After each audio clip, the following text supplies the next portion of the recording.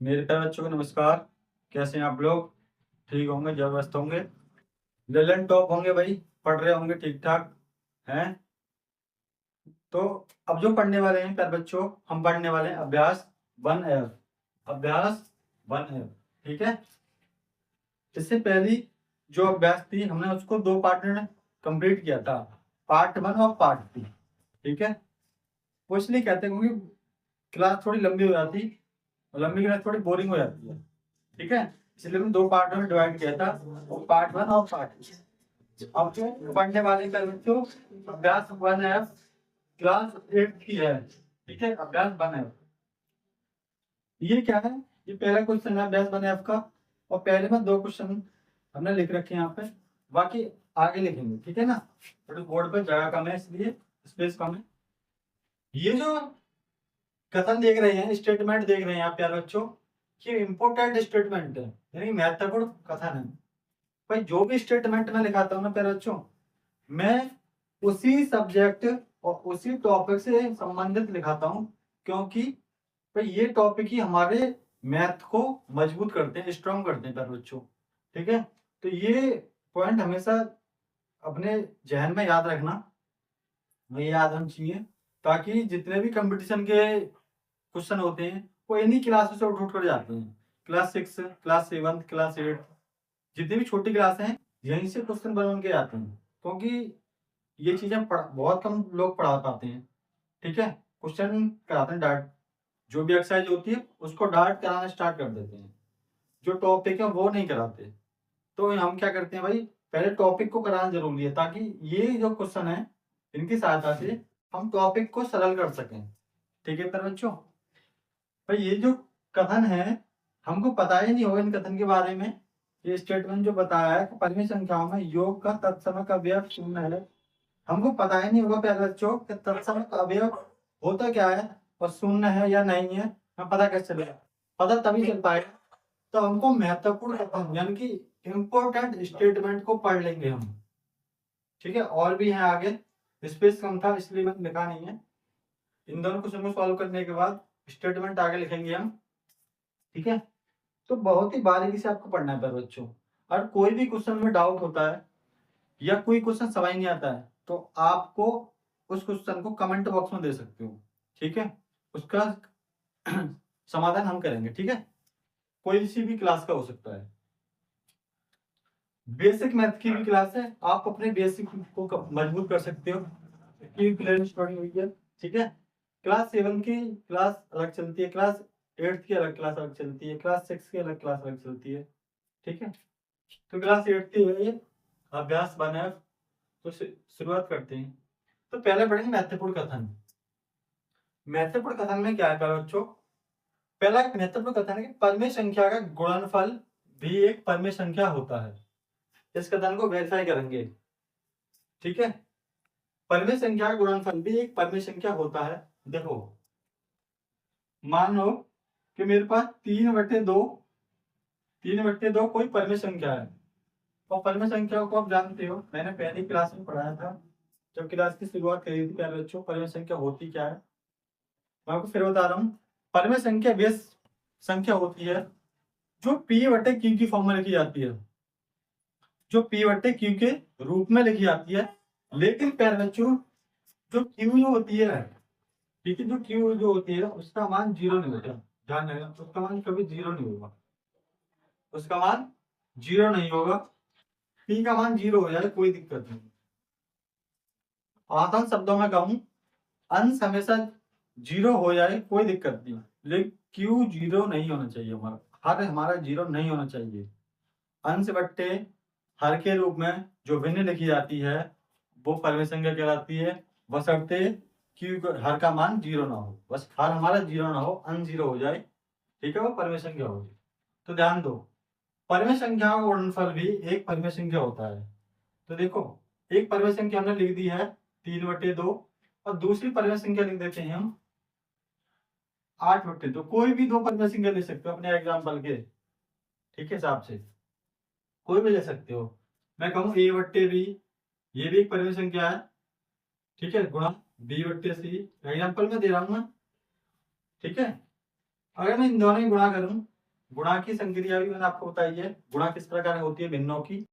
तो प्यारे बच्चों, गुणा जो होती है भिन्नों की, अंश के अंश में गुणा होती है और हर की हर में। ठीक है, अंश के अंश में और हर की हर में। तो हमारे हर यही तो है नीचे वाले, और अंश ये वाले ऊपर वाले। तो 3 अट्ठे 24, 3 अट्ठे 24 और 2 दूनी 4।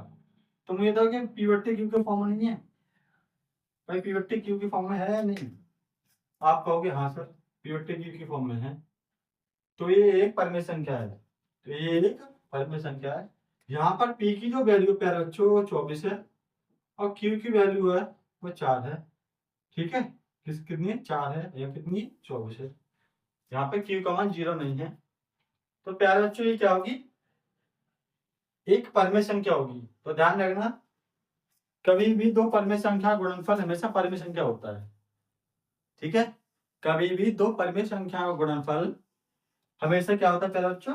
परिमेय संख्या। अगला कथन देखो, शून्य यानी कि शून्य ये रहा 0 को परिमेय संख्याओं के योग का, परिमेय संख्याओं के योग का तत्समक अवयव।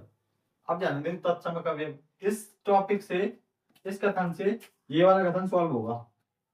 भाई हमको पता ही नहीं होता तो इसको कथन को हम सॉल्व कैसे कर पाते हैं? ठीक है, इधर देखो, शून्य को परिमेय संख्याओं के योग का, शून्य को परिमेय संख्याओं के योग का तत्समक अवयव। भाई तत्समक अवयव को हम बोलते हैं इंग्लिश में आइडेंटिटी एलिमेंट। आइडेंटिटी एलिमेंट कहते हैं। कैसे? देखो, शून्य को परिमेय संख्याओं के योग का, मान लो एक शून्य हो गया प्लस परिमेय संख्या के योग का तत्समक अवयव इसलिए कहते हैं, यदि मैं किसी जीरो में, यदि मैं जीरो में किसी परिमेय संख्या को जोड़ता हूं तो क्या आता है हमारा? वापस परिमेय संख्या। क्या आता है भाई हमारा? वापस परिमेय संख्या। यदि किसी परिमेय संख्या को अगर मैं जीरो में जोड़ता हूं तो वापस क्या आता है? परिमेय संख्या। तो इसलिए हम कह सकते हैं शून्य को, शून्य को परिमेय संख्या का तत्समक अवयव। शून्य को परिमेय संख्या का तत्समक अवयव, क्योंकि किसी परिमेय संख्या को जोड़ने पर, किसी परिमेय संख्या को शून्य में जोड़ने पर परिमेय संख्या प्राप्त होती है, और किसी शून्य में परिमेय संख्या को जोड़ने पर फिर भी परिमेय संख्या प्राप्त होती है। ठीक है ना? ये आपके दो कथन क्लियर हो गए। अब तीसरा कथन जो है, किसी भी संख्या को शून्य से गुणा यानी मल्टीप्लाई करते हैं तो गुणनफल शून्य आता है। ये बात ध्यान रखना। मान लो कोई भी ये कितनी बड़ी संख्या हो और उसके साथ जीरो की मल्टीप्लाई हो जाती है तो पूरे आंसर क्वेश्चन को, पूरे जो आपका सवाल है उसको जीरो कर देती है। तो जीरो में किसी संख्या की गुणा करते हैं तो हम प्यारे बच्चों तो हमेशा जीरो आएगा। ठीक है, फोर्थ नंबर कथन देखो, किसी परिमेय संख्याओं में, किसी परिमेय संख्या में एक से गुणा करें, किसी परिमेय संख्या में एक से गुणा करें या एक को किसी परिमेय संख्या के साथ गुणा करें तो गुणनफल में वही परिमेय संख्या रहती है। इसलिए एक को परिमेय संख्या का गुणात्मक तत्समक अवयव कहते हैं, यानी कि आइडेंटिटी एलिमेंट कहते हैं। कैसे देखो, उन्होंने कहा किसी परिमेय संख्या से एक, किसी परिमेय संख्या में मान लो 3/2 की परिमेय संख्या है बच्चों, उसमें एक की गुणा करें तो वापस क्या आती है हमारी? वही परिमेय संख्या। या फिर एक को किसी परिमेय संख्या से गुणा करें तो वापस फिर भी क्या आती है प्यारे बच्चों? हमारे पास वही परिमेय संख्या। भाई बातों को समझ लियो नहीं समझ लियो प्यारे बच्चों? वही परिमेय संख्या आती है। किसी परिमेय संख्या में एक से गुणा करें तो फिर भी क्या आएगी? परिमेय संख्या। यदि किसी संख्या में एक से गुणा करें तो वापस क्या आती है? फिर भी परिमेय संख्या। ठीक है, इसलिए हम कह सकते हैं दोनों को एक क्यों कह सकते हैं? परिमेय संख्या का यानी कि गुणात्मक तत्समक अवयव एंड आइडेंटिटी एलिमेंट। किसी गुणात्मक, ध्यान है गुणात्मक, ध्यान रखना वन की मल्टीप्लाई हो रही है और शून्य में, शून्य में संख्या को जोड़ा जा रहा है ध्यान रखना दो चीज, यहाँ पर टॉपिक लेके आता हूँ। योग का तत्समक अवयव 0 होता है। योग का तत्समक अवयव 0 होता है। योग का तत्समक अवयव 0 क्यों होता है? मान लो भाई कोई भी संख्या है, कोई भी संख्या है 2 + 0 तो क्या आएगा? वापस 2 हमारा। यदि कोई 0 में हम किसी संख्या 3 की जोड़ा, वापस क्या आएगी हमारी? बड़ी संख्या। तो योग का तत्समक अवयव 0 होता है। गुणा का तत्समक अवयव 1 क्यों होता है? डिफरेंशियल कंडीशन जो होता है, गुणा का तत्समक अवयव 1 क्यों होता है?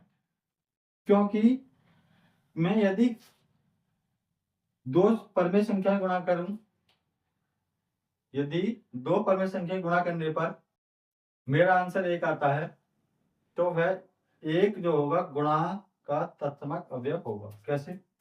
मान लो 3/2 गुणा 2/3, 3/2 की गुणा 2/3 के साथ करूं तो 3 से 3 खत्म और 2 से 2 खत्म, क्या आएगा? 1। तो इन दोनों का क्या है? एक ये गुणात्मक तत्समक अवयव। इन दोनों क्या कह बच्चों? गुणात्मक तत्समक अवयव। मतलब यदि दो परमेय संख्याओं की आपस में गुणा करूं, अगर उनका आंसर बनाता है, ठीक है, यदि दो परमेय संख्याएं गुणा करूं और उनका आंसर बनाता है, तो एक जो होगा उनका गुणात्मक तत्समक अवयव होगा। अन्यथा एक नहीं आता और कोई आंसर आता है तो एक वहां पे गुणात्मक तत्समक अवयव नहीं होगा। ध्यान रखना, एक आता है हमारा काटने पीटने के बाद तो गुणात्मक तत्समक अवयव होगा, एक नहीं आता तो ये संख्या गुणात्मक तत्समक अवयव नहीं होगा। अभी पॉइंट क्लियर करा देंगे आपको। अब पहला क्वेश्चन देखो इधर, ठीक है, आगे पॉइंट कराएंगे तो क्वेश्चन को सॉल्व करते साथ साथ। ये कहा है कि -6/7 + 6/7 परम संख्या नहीं है, सॉल्व करते हैं। और जो कथन हो सत्य है तो सत्य बताना है, असत्य है तो असत्य बताना है। चलो सॉल्व करो। तो छोटे क्वेश्चन सॉल्व होगा। -6/7 खोल दो + 6/7। देखो ये माइनस के 6/7 प्लस के 6/7, तो फिर क्या होगा? ये कट जाएंगे आपस में, तो क्या आएगा? 0। पहले संख्या नहीं है 0, आपको बताया या नहीं पता है? देखो मैं 0 लिख दिया, 0 में से 1 लिख दिया, क्या बच्चों? P मेरा बच्चे Q। तो P की वैल्यू यहाँ पे कितनी? 0 और Q की वैल्यू कितनी? 1। जो संख्या P/Q के रूप में हो, जो संख्या P/Q के रूप में हो, लेकिन Q का मान 0 ना हो, क्या Q का मान यहाँ पे 0 है? नहीं है। P का मान 0 हो जाए, मैंने कहा था अंश 0 हो जाए कोई दिक्कत नहीं, हर हमारा 0 नहीं होना चाहिए। तो हर हमारा 0 नहीं है, तो ये क्या परमेय संख्या है? परमेय संख्या है। तो कथन कैसा है? संख्या नहीं है, गलत है। कैसा कथन है? असत्य। कैसा कथन है भाई? असत्य, यानी कि गलत कथन। दूसरा देखो, परमेय संख्याओं में योग का तत्समक अवयव 0 है? हाँ है। देखो अगर 0 + 2, 0 में 2 जोड़ो फिर क्या आएगा हमारा? 2। 0 में 8 जोड़ो फिर भी क्या आएगा हमारा? 8। 8 में +0 जोड़ो फिर भी क्या आएगा हमारा? 8। ठीक है, यदि किसी संख्या को हम 0 में जोड़ते हैं वापस में वही संख्या प्राप्त होती है। 0 में किसी संख्या को जोड़ते हैं वापस वही संख्या प्राप्त होती है।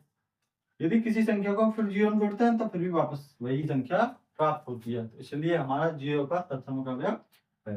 0 एक तत्समक अवयव है, किसका? योग का। और गुणात्मक का तत्समक अवयव 1। ठीक है, गुणात्मक का तत्समक अवयव 1। अब कहो घटाए का? घटाए का नहीं होता। देखो घटाए का क्या? क्या 0 घटाए का तत्समक अवयव हो सकता है? नहीं हो सकता। देखो कैसे, अगर मैं 0 में से 2 में से 0 हटाऊं तो 2 तो आ जाएगा, लेकिन 0 में जैसे 2 हटाऊंगा -2 आएगा। अब घटाया हो सकता? नहीं हो सकता, ये चीज नहीं हो सकती। ठीक है, अब देखो टॉपिक आगे पढ़ते हैं। ठीक है, क्वेश्चन नंबर आगे देखो। क्वेश्चन नंबर अगला है बच्चों, तीसरा क्वेश्चन है। हम 2 क्वेश्चन कर चुके हैं हम, ठीक है, 2 पॉइंट कर चुके हैं। अब तीसरा पॉइंट देखो, परमेय संख्या शून्य का योगात्मक प्रतिलोम नहीं होता। मतलब परमेय संख्या जो है शून्य का योगात्मक प्रतिलोम होता है या नहीं। पहले समझो योगात्मक प्रतिलोम होता क्या है बच्चों। तो देखो मैंने पॉइंट फिर लगाए ये, ठीक है, वो वाले पॉइंट मैंने रफ कर दिए। ये पॉइंट दूसरा पॉइंट है अगला। तो योगात्मक प्रतिलोम क्या होता है प्यार बच्चों। योगात्मक प्रतिलोम को हम बोलते हैं एडिटिव इनवर्स। क्या बोलते हैं? Additive inverse. योगात्मक प्रतिलोम जो होता है यदि दो परमेय संख्याओं का योगफल 0 आता है। यदि हमारे पास प्यार बच्चों दो परमेय संख्याएं हैं, यदि हमारे पास दो परमेय संख्याएं हैं और उनका योगफल 0 आता है। कितना आता है? 0 आता है। तो वह एक दूसरे के योगात्मक प्रतिलोम होंगे। तो वह एक दूसरे के योगात्मक प्रतिलोम होंगे। अब योगात्मक प्रतिलोम की पहचान कैसे करेंगे? तो पहचान के लिए देखो योगात्मक प्रतिलोम यानी कि एडिटिव इनवर्स परमेय संख्या की विपरीत संख्या होती है। देखो हमने लिखा है 5/2, 5/2। अब 5/2 का योगात्मक प्रतिलोम क्या होगा यानी कि एडिटिव इनवर्स क्या होगा? तो -5/2। ये तो होता है कि योगात्मक प्रतिलोम जो होगा वो परमेय संख्या का विपरीत संख्या होती है। ठीक है, परमेय संख्या की विपरीत संख्या होती है। 5/2 प्लस की है, इसके विपरीत क्या होगी? -5/2 है या नहीं? -6/2 है तो इधर क्या होगी? 6/2। मतलब है विपरीत होती है, उल्टी होती है। ठीक है, और योगात्मक प्रतिलोम निकालने के लिए जैसे 8/2 लिखा हमने, अगर इसका मुझे योगात्मक प्रतिलोम निकालना है तो -1 की गुणा कर दो बस। कितना? -8/2। तो क्या इसकी विपरीत नहीं निकली? अगर मुझे -3/2 का निकालना है तो गुणा -1 की कर दो। मास प्लस और 3/2। क्या इसकी नहीं निकली? भाई योगात्मक प्रतिलोम यानी कि एडिटिव इनवर्स जो होता है वो परमेय संख्या का अपोजिट रूप होता है। क्या होता है? अपोजिट रूप, विपरीत। अगर हमें संख्या प्लस की दी गई है तो माइनस की बनेगी, अगर माइनस की दी गई है तो प्लस की बनेगी। अगर दोनों संख्या को जोड़ दें, ठीक है, जो दोनों संख्या को जोड़ दें प्यारे बच्चों, तो जोड़ने पर जो 0 आएगा हमारा आंसर वही क्या होगा? हमारा क्या होगा भाई? हमारा एक दूसरे का योगात्मक प्रतिलोम। अब देखो ये क्या है? 5/2 और इसको जोड़ो, इसके विपरीत -5/2। तो ये क्या होगा? ये मास की संख्या है, प्लस की संख्या आपस में कट गई, क्या है? 0। ऐसे देखो 8/2 प्लस के मास के 8/2। ये संख्या प्लस की है, ये संख्या ये संख्या माइनस की है, ये संख्या प्लस की। पहले तो दोनों कट गए, क्या है? 0। ठीक है, ये देखो माइनस के 6/2 और प्लस 6/2। ठीक है, ये माइनस की संख्या है, ये प्लस की संख्या है, दोनों आपस में कट गई, क्या है? 0। तो ऐसी दो परमेय संख्याओं का योगफल अगर 0 आता है तो वह एक दूसरे के योगात्मक प्रतिलोम होंगे, एक दूसरे के एडिटिव इनवर्स होंगे। ठीक है बच्चों, तो ये जो है क्या है? एडिटिव इनवर्स है एक दूसरे के, मैंने आपको दिखाया है। अगर हमें एडिटिव इनवर्स निकालना है किसी संख्या का तो मैं -1 की गुणा कर दो उसमें, ठीक है, -1 की मल्टीप्लाई कर दो तो उसका एडिटिव इनवर्स निकल जाएगा। चाहे संख्या फिर माइनस की हो, चाहे संख्या फिर प्लस की हो। ठीक है, ये होगा तुम्हारा योगात्मक प्रतिलोम की पूरी कहानी। आप समझ सकते हो कि योगात्मक प्रतिलोम होता क्या है। ठीक है, उसका इंग्लिश में क्या होते हैं? एडिटिव इनवर्स होते हैं। अब पहला क्वेश्चन देखो प्यारे बच्चों, परमेय संख्या शून्य का योगात्मक प्रतिलोम नहीं होता। बताओ भाई, अगर तुम्हारे पास परमेय संख्या है क्या इनका योगात्मक प्रतिलोम शून्य है? शून्य है। देखो भाई शून्य है या नहीं है? अगर नहीं समझ में आ रहा है दोबारा देखो, परमेय संख्या शून्य का योगात्मक प्रतिलोम नहीं होता। भाई नहीं होता का मतलब अगर जीरो नहीं आता तब नहीं होता, तो यहाँ तो जीरो आता है, होता है। तो पहला कैसा है, ये कथन कैसा है, सत्य है। कैसा है भाई, सत्य कथन है ये, कैसा है, सत्य है।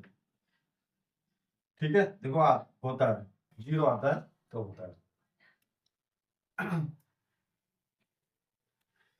नेक्स्ट पॉइंट है हमारा कि किसी ऋणात्मक परम संख्या का योगात्मक प्रतिलोम एक धनात्मक परम संख्या होता है। बताओ होता है नहीं, प्यारे बच्चों। भाई प्यारे बच्चों मुझे एक बात कहो कि किसी ऋणात्मक परम संख्या, कोई मेरे पास ऋणात्मक परम संख्या है, देखो मेरे पास कोई ऋणात्मक परम संख्या है,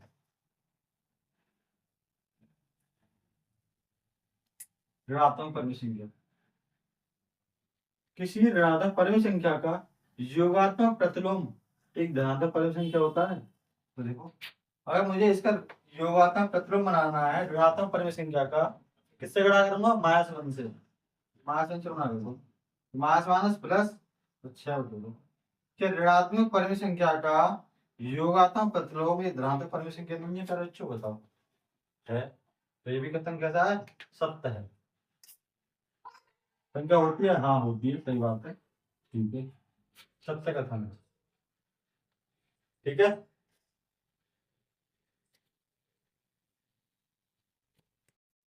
ये कैसा है, हाँ ये गलत है, ये कैसा कथन है, नहीं होता, होता है, गलत है, ये गलत है। ये कैसा है, गलत है, ध्यान नहीं रहा इसका, ये गलत है।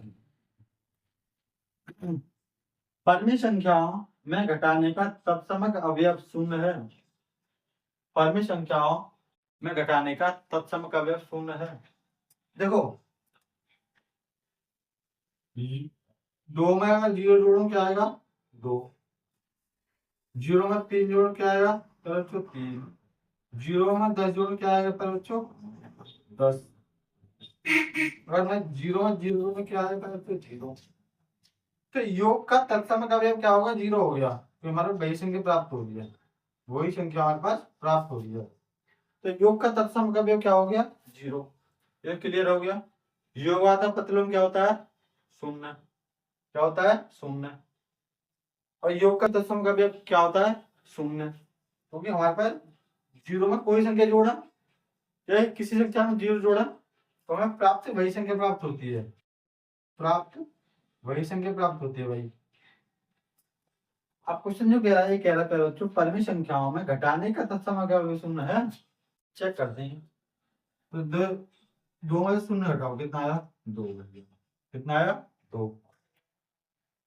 3 में से 0 हटाओ भैया क्या है, 3। कल मैं उल्टा करूं, 0 में से 3 हटाऊं तो -3 जाएगा, -3। तो मुझे बताओ ये तत्सम का क्या होगा, बस 0 घटाने का तत्सम का क्या होगा, आप होगे नहीं होगा, क्योंकि हमें पापा की कोई संख्या नहीं मिल रही, नेगेटिव नंबर मिल रहा है हमें। अगर मैं कहूँ 0 में से 5 हटाओ तो कितना आएगा, -5। अगर मैं कहूँ 5 में 0 हटाओ तो क्या आएगा, 5। तो ये नेगेटिव नंबर है बच्चों, ये पॉजिटिव नंबर है, ये नेगेटिव नंबर है, ये पॉजिटिव नंबर है। तो 0 का ऋणात्मक अवयव नहीं होगा, यानी कि परम संख्या में घटाने का तत्समक अवयव 0 नहीं होगा। ठीक है, 0 है भाई, नहीं है, गलत बात है, कैसी है, गलत बात। ठीक है, कैसा है भाई, ठीक है, कैसा है, गलत बात। अगला देखो, परम संख्याओं में गुणा का तत्समक अवयव 1 है। परम संख्याओं में गुणा का तत्समक अवयव 1 है। अब देखो गुणा का तत्समक अवयव, तो परम संख्या गुणा का तत्समक अवयव क्या होता है, अगर मेरे पास कोई संख्या है 5/2 है,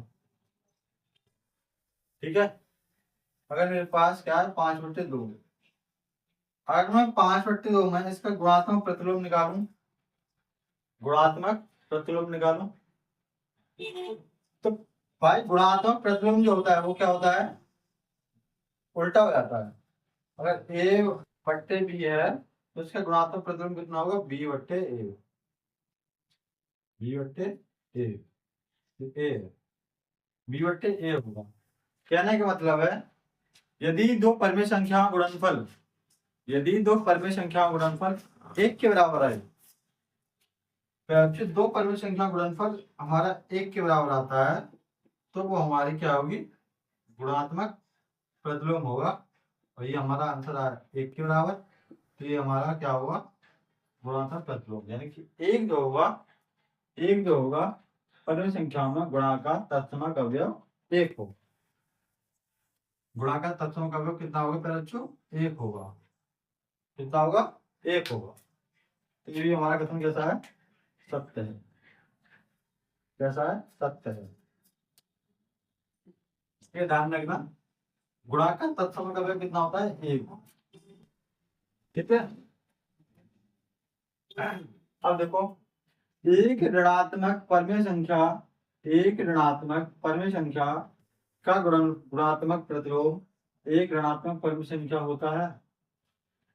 एक ऋणात्मक परमेय संख्या का प्रतिलोम एक ऋणात्मक परमेय संख्या होता है। कहने का मतलब ये है, अगर मेरे पास 5 है तो इसका गुणात्मक प्रतिलोम जो होगा, गुणात्मक प्रतिलोम जो होगा प्यारे बच्चों, प्रतिलोम जो होगा कि नेगेटिव ही आएगा, ऋणात्मक ही आएगा, बिल्कुल आएगा।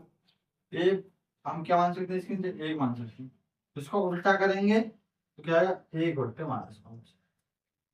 तो 5 का गुणात्मक प्रतिलोम क्या होगा, एक बट्टे -5। 6 का गुणात्मक प्रतिलोम क्या होगा बच्चों, एक बट्टे 6। 7 का गुणात्मक प्रतिलोम एक बट्टे 7। 1/8 का गुणात्मक प्रतिलोम 8।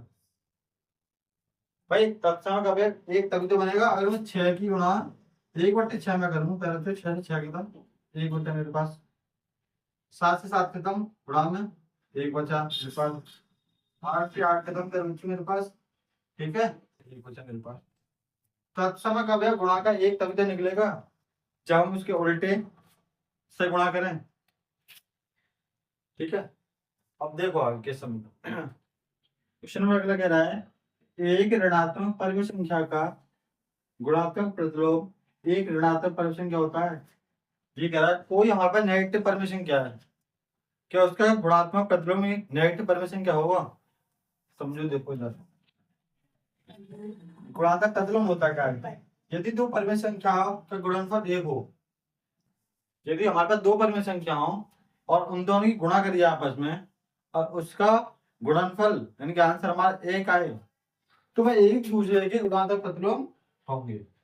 पहले समझो गुणात्मक प्रतिलोम होता क्या है। तो ध्यान दो, अगर A/B है तो प्यारे बच्चों इसका गुणात्मक प्रतिलोम जो होगा, गुणात्मक प्रतिलोम जो होगा वो क्या होगा, उल्टा होगा। उल्टा होगा, जैसा होगा उल्टा होगा, B/A होगा। B/A मतलब 3/2 है तो उसका गुणात्मक प्रतिलोम होगा 2/3। ठीक है, अगर माइनस के 6/2 है तो गुणात्मक प्रतिलोम उसका प्यारे बच्चों होगा -2/6। तो हम कह सकते हैं नेगेटिव का नेगेटिव रहता है, पॉजिटिव का पॉजिटिव रहता है। नेगेटिव का गुणात्मक प्रतिलोम नेगेटिव रहता है और पॉजिटिव का गुणात्मक प्रतिलोम पॉजिटिव रहता है। संख्या बस उल्टी हो जाती है, मतलब पलट जाती है संख्या। कैसी होती है, पलट जाती है।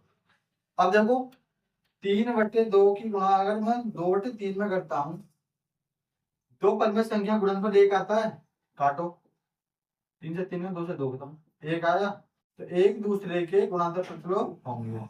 ऐसे मास के 6/2 और गुणा मास के 2/6, 6 से 6 खत्म और 2 से 2 खत्म, -+, तो कितना है इसका भी एक। तो क्या होंगे, गुणात्मक प्रतिलोम होंगे। तो गुणात्मक प्रतिलोम में प्यारे बच्चों नेगेटिव संख्या नेगेटिव रहती है, पॉजिटिव संख्या पॉजिटिव रहती है। एक ऋणात्मक परमेय संख्या का गुणात्मक प्रतिलोम एक ऋणात्मक परमेय संख्या होता है। ये बिल्कुल कैसी है, सही बात है। कैसी है, सही बात है।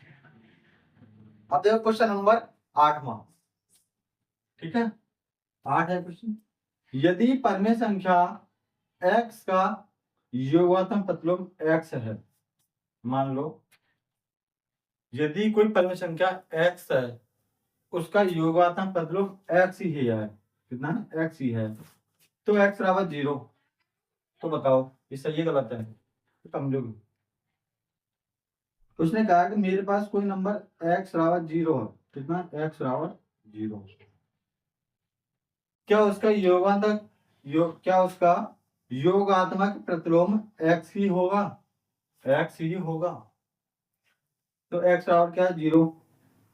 तो योगात्मक प्रतिलोम क्या होता है? क्या होता है? अपोजिट होता है। क्या होता है? अपोजिट।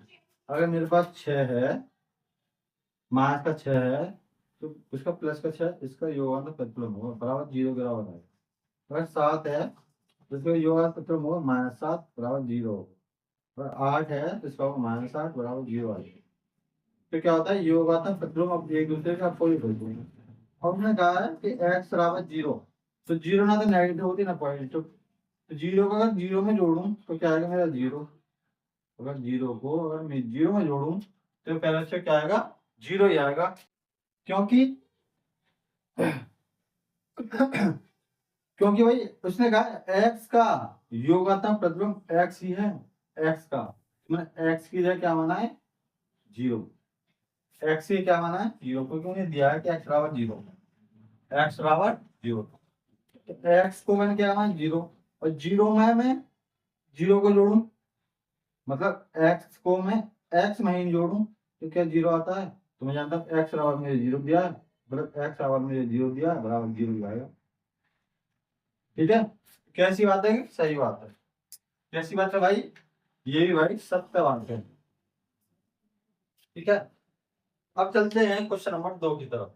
ठीक है, जो जितने भी कथन थे हमने कंप्लीट कर लिए प्यारे बच्चों। अब चलते हैं क्वेश्चन की तरफ।